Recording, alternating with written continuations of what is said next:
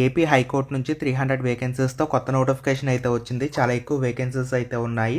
ఇందులో మనకు చాలా రకాల జాబ్స్ అయితే ఉన్నాయి. Office subordinate, stenographer, data entry operator, copyist, typist ఇలా చాలా వేకెన్సీస్ అయితే ఇందులో మనకు రిలీజ్ చేయడం అయితే జరిగింది. మంచి వేకెన్సీస్ అయితే ఉన్నాయి.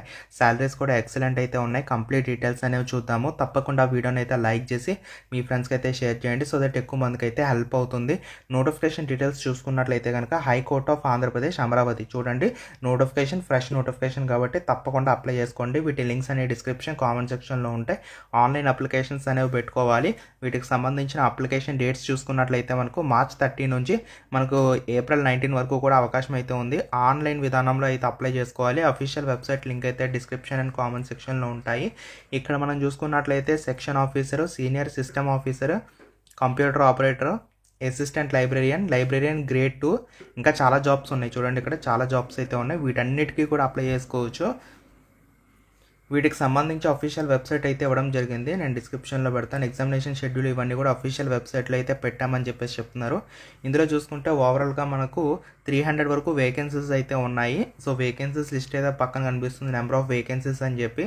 ఇందులో అత్యధిక సంఖ్యలో మనం చూసుకున్నట్లయితే కనుక మనకు అసిస్టెంట్ జాబ్స్ చూడండి ఇక్కడ మనకు 78 వేకెన్సీస్ వరకు ఉన్నాయి. తర్వాత ఎగ్జామినర్ ఏమో 27 ఉన్నాయి. టైపిస్ట్ కూడా బాగానే ఉన్నాయి, 44 వరకు ఉన్నాయి. కాపీస్ట్ వచ్చేసి 34 ఉన్నాయి. డేటా ఎంట్రీ ఆపరేటర్ కూడా 50 వేకెన్సీస్ వరకు ఉన్నాయి. ఆఫీస్ సబార్డినేట్ ఒక 20 వేకెన్సీస్ ఉన్నాయి. వీటికి శాలరీ రేంజ్ ఎలా ఉంటుంది అంటే మీకు స్టార్టింగ్ 20,000 నుంచి స్టార్ట్ చేసుకొని 1,47,000 వరకు కూడా మీకు ఇవ్వడం జరుగుతుందని చెప్పేసి స్కేల్లో ఇచ్చారు చూడండి. సో బ్రేకప్ వేకెన్సీస్ కావాలంటే కూడా నేను మీకు పెడతాను, ఒకసారి చెక్అవుట్ చేసుకొని డౌన్లోడ్ చేసుకోండి. ఏ కేటగిరీ వాళ్ళకి ఎన్ని వేకెన్సీస్ ఉన్నాయి ఏంటి ఇవన్నీ కూడా క్లియర్గా అయితే ఇవ్వడం జరిగింది. మీరు ఏ జాబ్కి అప్లై చేస్తున్నారో ఆ జాబ్ నేమ్ చూసుకొని మీ కేటగిరీలో ఎన్ని వేకెన్సీస్ ఉన్నాయి చూసుకోండి. సో దట్ మీరు ఏ జాబ్కి అప్లై చేయాలని చెప్పేసి మీకు ఒక క్లారిటీ అయితే వస్తుంది. ఇవే కాకుండా మనం చూసుకున్నట్లయితే ఫిజికల్ హ్యాండిక్యాప్డ్ వాళ్ళకి వేకెన్సీస్ ఉన్నాయి. ఎక్స్ సర్వీస్మెన్ వాళ్ళకు కూడా వేకెన్సీస్ అనేవి కేటాయించారు. జనరల్ వేకెన్సీస్, ఈడబ్ల్యూఎస్, బీసీలో మళ్ళీ బీసీఏ, బీసీబీ, బీసీసీ, బీసీడీ ఇలా ఉంటాయి కదా. సో అవి అలాగే ఎస్సీ గ్రూప్ వాళ్ళకి సంబంధించి 1, 2, 3 అలాగే ఎస్టీ వాళ్ళకి సంబంధించి కూడా వేకెన్సీస్ అనేవి ఉన్నాయి. ఓకేనా. సో ఇదనమాట ఓవరాల్గా మనకు వేకెన్సీస్ సంబంధించిన డీటెయిల్స్. ఉమెన్ రిజర్వేషన్ వచ్చేసరికి 33.1/3% అయితే మనకు ఉమెన్ కేటగిరీ వాళ్ళకు ఉంటాయి వేకెన్సీస్ అనేవి. ఓకేనా. సో నెక్స్ట్ వీటికి సంబంధించిన క్వాలిఫికేషన్ ఏం కావాలి అనేది ఒకసారి మనం చూసుకున్నట్లయితే కనుక ఇందులో చాలా రకాల జాబ్స్ అయితే ఉన్నాయి కాబట్టి 1 by 1 అయితే మనం చూడడానికి అయితే ప్రయత్నం చేద్దాము. ముందుగా మనకు ఆఫీస్ సబార్డినేట్ అనే ఉద్యోగాలకు సంబంధించిన క్వాలిఫికేషన్ ఏం కావాలంటే జస్ట్ మీకు 7th ఉంటే చాలు. 7th ఈ విధంగా క్వాలిఫికేషన్ ఉంటే సరిపోతుంది. తక్కువ క్వాలిఫికేషన్తో మీరైతే అప్లై చేసుకోవడానికి ఆఫీస్ సబార్డినేట్ జాబ్స్ అయితే ఉన్నాయి. స్టెనోగ్రాఫర్ జాబ్స్కి మీరు అప్లై చేయాలంటే కనీసం మీకు డిగ్రీ క్వాలిఫికేషన్ ఉండాలి. ఆర్ట్స్లో కానీ, సైన్స్లో కానీ, కామర్స్లో కానీ, లాలో కానీ ఎందులో అయినా పర్వాలేదు, మీరైతే చేసి ఉండాలని చెప్పేసి చెప్తున్నారు. అలాగే షార్ట్ హ్యాండ్ అయితే మీకు వచ్చి ఉండాలని చెప్పి మెన్షన్ చేస్తున్నారు. టైపింగ్ స్కిల్స్ అయితే మీకు ఉండాలని చెప్పేసి కూడా మెన్షన్ చేస్తున్నారు. తర్వాత డేటా ఎంట్రీ ఆపరేటర్ ఉద్యోగాలకు సంబంధించి డిగ్రీ క్వాలిఫికేషన్ అయితే ఉండాలి. కంప్యూటర్ సైన్స్ విభాగంలో మీకు అయితే ఖచ్చితంగా ఉండాలని చెప్పి చెప్తున్నారు అన్నమాట.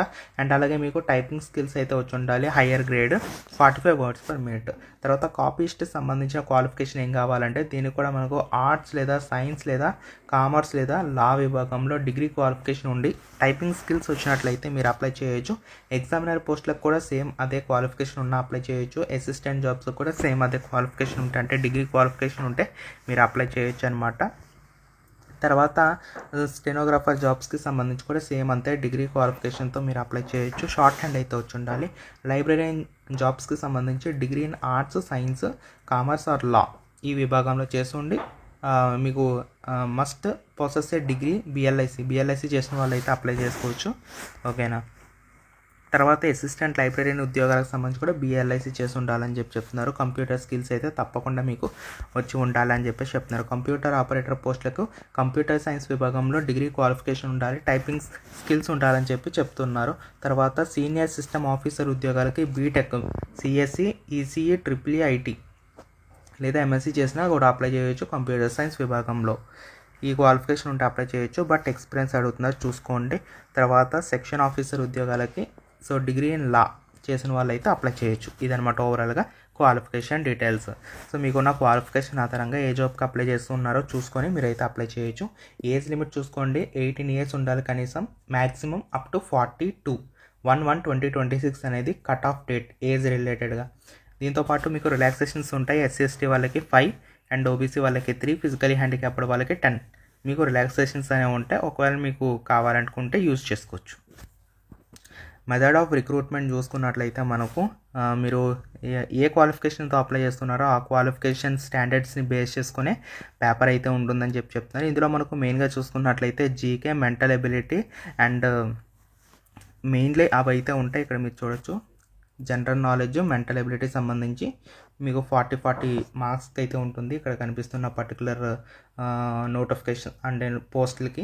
అలాగే సెక్షన్ ఆఫీసర్కి అడిషనల్గా లా సంబంధించి 50 మార్క్స్కి అయితే ఉంటుంది.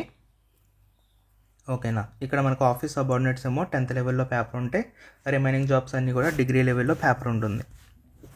మీకు పేపర్ వచ్చేసరికి 80 క్వశ్చన్స్ అయితే ఉంటాయి. ఈచ్ క్వశ్చన్ క్యారీస్ మనకి 1 మార్క్, అంటే టోటల్ 80 మార్క్స్. 90 minutes మీకు టైం డ్యూరేషన్ అయితే ఇస్తారు. పేపర్ మీకు ఇంగ్లీష్తో పాటు తెలుగులో అయితే ఉంటుందని చెప్పి కూడా ఇచ్చారు. సో ఇందులో మీకు మినిమం బేసిక్ మార్క్స్ రావాలి. కనీసం జనరల్ వాళ్ళకైతే 40% రావాలి. ఈడబ్ల్యూఎస్ వాళ్ళకు కూడా సేమ్ అంతే. బీసీ వాళ్ళకి సంబంధించి 35% రావాలి. SC/ST ఫిజికలీ హ్యాండిక్యాప్డ్ వాళ్ళకి 30 రావాలి. ఓకే, ఈ విధంగా వస్తే క్వాలిఫై అవుతారు. ఓకేనా. అన్ని జిల్లాలకు సంబంధించిన క్యాండిడేట్స్ అందరూ కూడా అప్లై చేయొచ్చు, ప్రాబ్లం అయితే ఏమీ లేదు. సో మెరిట్ లిస్ట్ అనేది మీకు వచ్చిన రిటర్న్ ఎగ్జామినేషన్ మార్క్స్ని బేస్ చేసుకొని మీకు రిటర్న్ ఏదైతే మెరిట్ లిస్ట్ ఉంటుందో దాన్ని అయితే తీస్తామని చెప్తున్నారు. కొన్ని జాబ్స్కి ఏంటంటే స్కిల్ టెస్ట్ కూడా అడిషనల్గా ఉంటుంది. కాపీస్టు, టైపిస్టు, డేటా ఎంట్రీ ఆపరేటర్ ఇటువంటి జాబ్స్కి అడిషనల్ స్కిల్ టెస్ట్ కూడా ఉంటుందని చెప్తున్నారు. జస్ట్ అయితే క్వాలిఫై అయితే చాలు. ఎగ్జామినేషన్ ఫీజు చూసుకున్నట్లయితే చూడండి 800 రూపీస్ ఫీజు అయితే ఉంటుంది. అలాగే SC వాళ్ళకి, ST వాళ్ళకి, ఫిజికల్ హ్యాండిక్యాప్డ్ వాళ్ళకి 400 ఉంటుంది. సో ఇదన్నమాట ఓవరాల్గా ఫీ అప్డేట్స్. చూడండి ఇక్కడ సిలబస్ ఇచ్చారు, ఏం చదువుకోవాలి ఏంటి అని చెప్పి. సో జీకే రిలేటెడ్గా మెంటల్ ఎబిలిటీ అండ్ లా విభాగానికి సంబంధించి సెక్షన్ ఆఫీసర్ జాబ్స్కి అండ్ అలాగే రిమైనింగ్ జాబ్స్ అన్నిటికి కూడా జీకేలో ఏం చదువుకోవాలి, మెంటల్ ఎబిలిటీలో ఏం చదువుకోవాలి ఏంటి ఇవన్నీ ఇచ్చారు. జీకేలో మీకు కరెంట్ అఫైర్స్ కూడా యాడ్ చేసుకోవాలి. సో నేషనల్ అండ్ అలాగే ఇంటర్నేషనల్ కరెంట్ అఫైర్స్ అనేవి ఫోకస్ చేసుకోవాలి. మీకు హిస్టరీ, జాగ్రఫీ ఖచ్చితంగా మీరు చూసుకోవాలి. Art and culture of India, అలాగే Indian polity, governance, Indian economy, micro macro economics, తర్వాత science and everyday life. So వీటికి సంబంధించి చూసుకోండి సరిపోతుంది. మెంటల్ ఎబిలిటీ అంటే తెలిసిందే కదా మీకు ఇక్కడ. సో మీకు రీజనింగ్ సంబంధించిన topics, sitting arrangement, puzzles, verbal, so దాంతోపాటు రిలేషన్షిప్స్, తర్వాత coding, decoding, verbal, numerical analogy, distance, సెలాజ్, ఇవన్నీ కూడా చూసుకోండి. మొత్తం ఈ టాపిక్స్ మెంటల్ ఎబిలిటీకి సంబంధించి టాపిక్స్, ముఖ్యమైన టాపిక్స్ అన్నీ కూడా చూసుకోండి సరిపోతుంది. సో ఇదనమాట ఓవరాల్గా. సో వీటి లింక్స్ డిస్క్రిప్షన్లో ఉంటే ఒకసారి చెక్అవుట్ చేసుకోండి. ఇంట్రెస్ట్ ఉన్న క్యాండిడేట్స్ అప్లై చేసుకోండి. వేకెన్సీస్ అనేవి బాగానే ఉన్నాయి కాబట్టి. సో ఎగ్జామినేషన్ సెంటర్స్ అనేవి దగ్గరలోనే ఉంటాయి. మీరైతే ఎగ్జామినేషన్ సెంటర్స్ అయితే మీరు ఒక 3 ప్రిఫరెన్స్ అయితే పెట్టుకోవచ్చు. మీకు దగ్గరలోనే ఎగ్జామినేషన్ సెంటర్స్ అయితే ఉంటాయి కాబట్టి అలొకేట్ చేస్తారు, ప్రాబ్లం అయితే లేదు.